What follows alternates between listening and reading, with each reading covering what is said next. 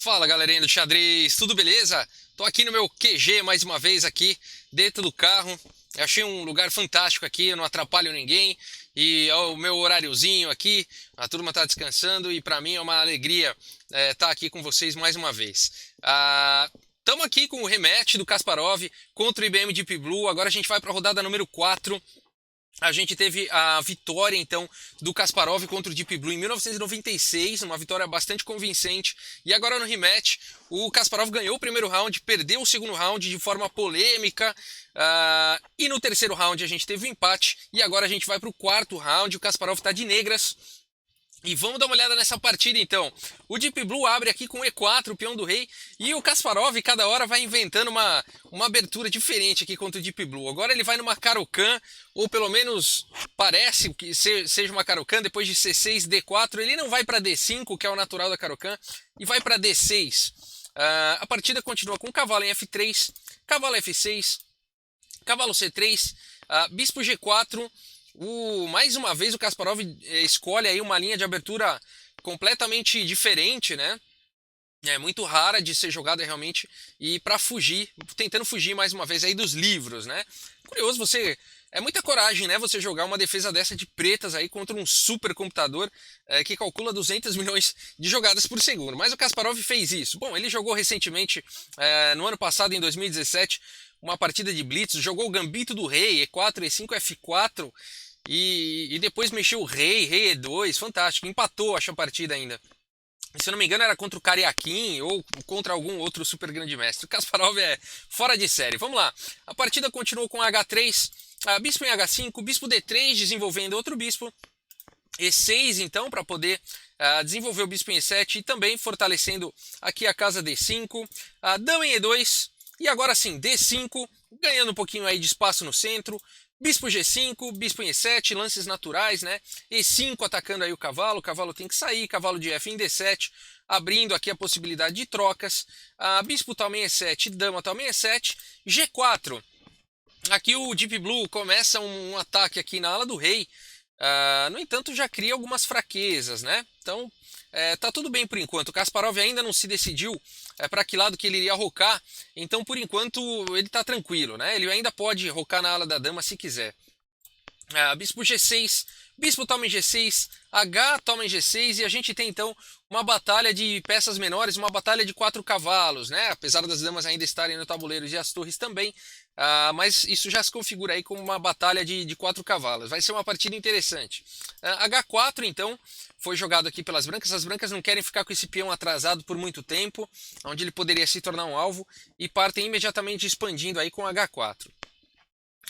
Também dando um reforço aqui, né, na casa G5. A partida continua aqui com cavalo em A6, Kasparov ainda postergando aí a decisão do roque, e agora as brancas decidiram rocar para a ala da dama e o Kasparov faz a mesma coisa. E tudo bem, né? Aqui então onde está ocorrendo essa briga aí, agora os reis estão longe disso tudo, tá seguro aí para os dois lados. A partida continua com torre aí de D em G1, cavalo em C7, rei B1, colocando o rei então fora do perigo, numa casa aí longe dessa diagonal aqui, né? E agora o Kasparov na hora certa, ele antes de começar a ficar esmagado aí, de começar a ficar apertado, ele desafia então o controle no centro aí contra o Deep Blue e faz o lance F6. O lance F6 então foi jogado e o Kasparov então está tentando romper aqui no centro, um excelente lance. E toma em F6 e agora dama toma em F6, olha só que interessante.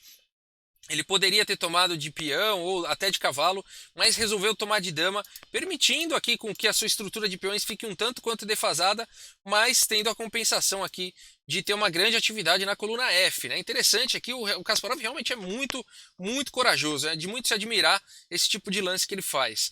Torre G3, é inevitável que as brancas tenham que em algum momento, alguma das duas torres iria ter que subir para a terceira horizontal, para defender o cavalo, uma vez que o Kasparov vai entrar com força aqui na coluna F e o cavalo não pode sair, né? Se não cai o peão de F2. Então torre G3 é um lance natural, inevitável, foi feito antes antes de que fosse preciso, mas seria preciso de qualquer maneira, né? Então torre G3, torre de D em E8 e o Kasparov faz a mesma coisa. Esse peão é um peão atrasado aqui de E6, ele não tem nenhum outro peão que possa defendê-lo, então ele pode vir a se tornar uma fraqueza aqui nessa posição.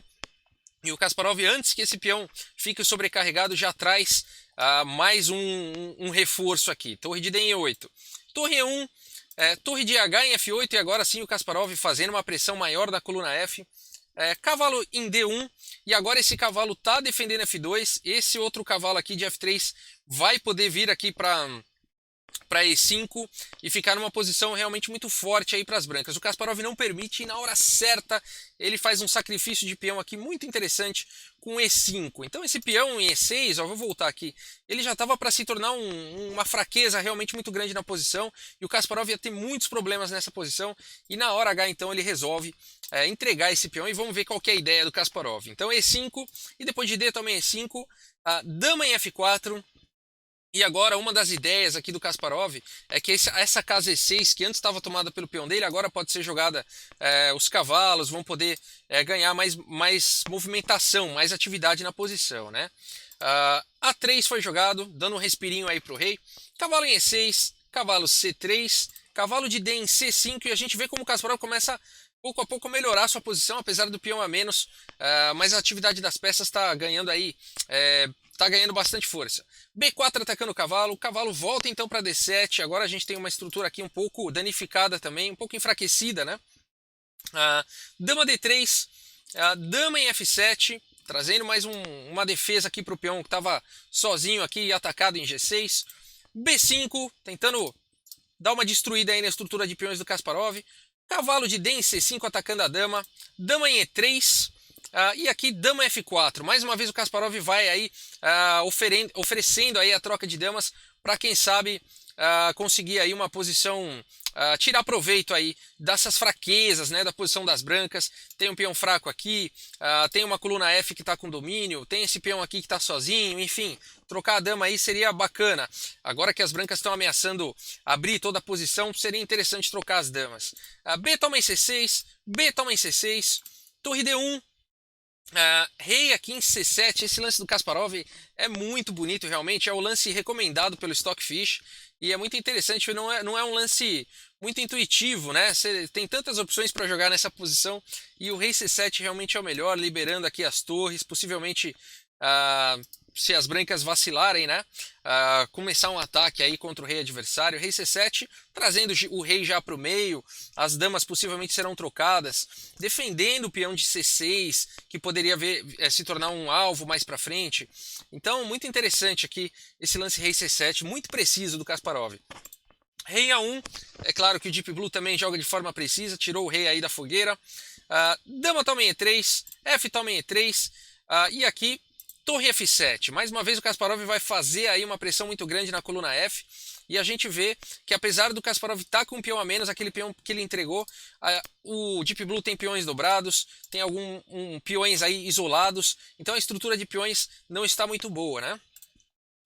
Torre em H3, torre de E em F8, fazendo uma pressão mesmo aqui em F3.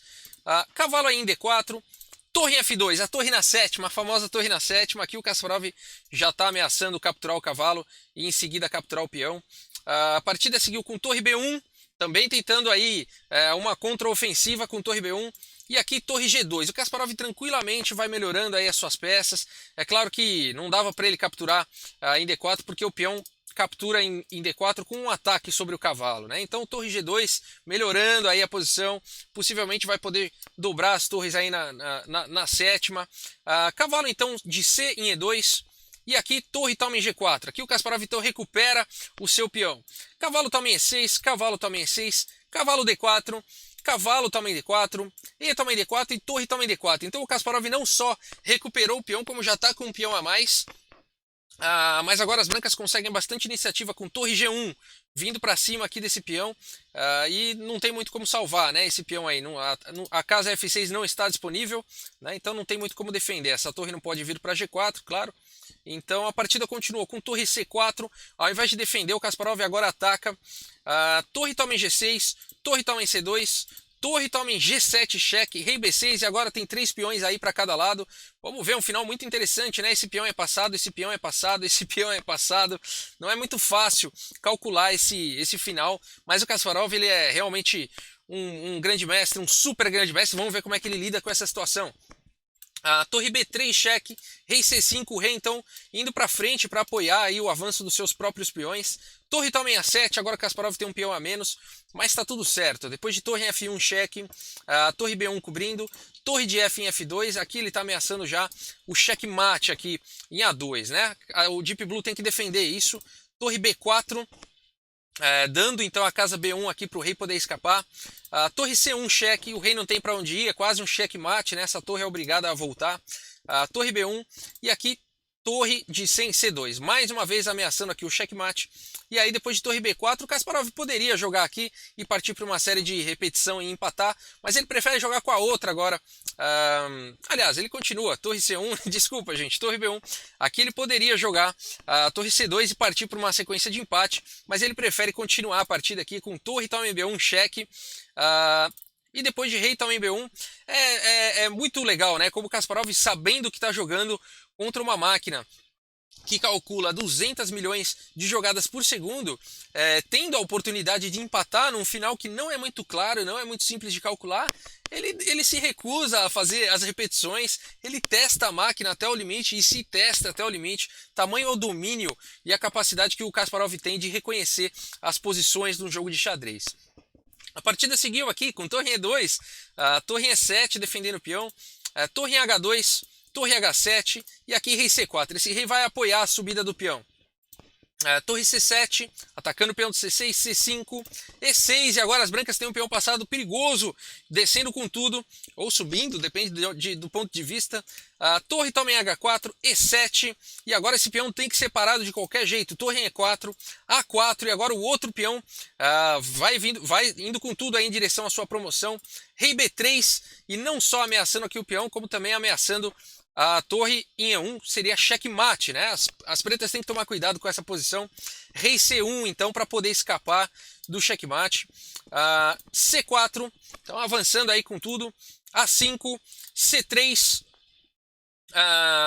Desculpa, gente, aqui nessa posição, ó, quando jogou o rei C1, podendo escapar, ambos os jogadores, aí, o Kasparov e a equipe do Deep Blue, concordaram no empate, tá bom? Então, nessa posição, eles concordaram no empate.